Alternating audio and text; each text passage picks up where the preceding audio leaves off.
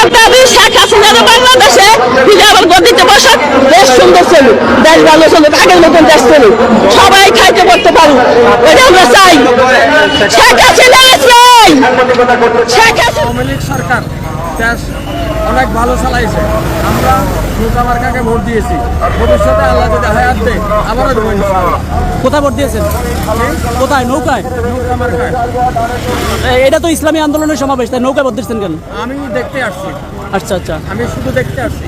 আমি নৌকা মার্কাকে ভোট দিই। এবার নৌকা মার্কা যদি না থাকে, নির্বাচন না অংশগ্রহণ করতে না দেয়, আমরা যাবো না ওখানে, আমরা যাবো না। নৌকাকে ভালোবাসেন কেন? আমরা এই দলকে আমাদেরকে অনেক রাস্তাঘাট, বয়স্ক ভাতা, বিধবা ভাতা, স্কুলের উপযোগিতা সরকার নিয়েছে, এটার উপর আমরা অনেক সন্তুষ্ট আল্লাহর রহমতে। তাই এখানে আজকে সমাবেশে আসছেন কোথা থেকে?